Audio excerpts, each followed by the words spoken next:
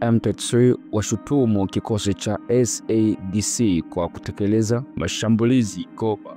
Kundi la waasi la M23 linaloungwa mkono na Rwanda limekashifu vikosi vya SADC vinavyohudumu katika eneo la Kivu Kaskazini kwa kukiuka mkataba wa makubaliano uliopo kwa sasa na badala yake kushirikiana na jeshi la FARDC na makundi ya wapiganaji kama vile Wazalendo kutekeleza mashambulizi katika maeneo kadhaa ya mji mkuu wa Goma.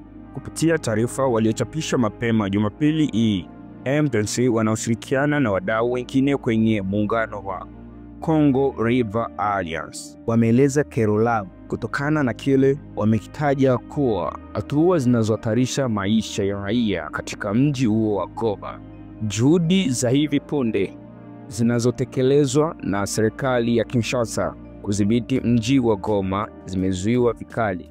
Tumechukizwa na mashambulizi ya April 11 ambayo yanatishia moja kwa moja hali ya usalama wa raia katika eneo hilo, alisema msemaji wa kundi hilo Lawrence Kanyuka. Aidha, M23 sasa inasema italazimika kuchukua hatua ya kujibu mashambulizi dhidi yao ikiwa itaendelea kuchokozwa. Hebu sikiliza haya maneno kwa makini zaidi. Tutabadilisha msimamo wetu wa awali ikiwa mambo yataendelea kuwa hivi. Jukumu letu kuu ni kuhakikisha kwamba maisha na mali ya raia wa Kongo imelindwa. Alisema haya maneno ni Bwana Nyuka katika taarifa hiyo ya Jumapili.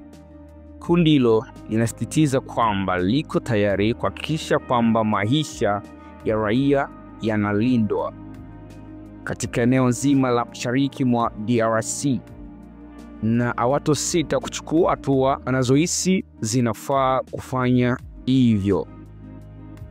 Kundi hilo ambalo linatarajiwa kutuma ujumbe wake nchini Qatar wiki jana kwa mazungumzo ya moja kwa moja na upande wa serikali, limesalia kimya kuhusu hatua iliyopigwa katika juhudi hiyo ya kutafuta amani.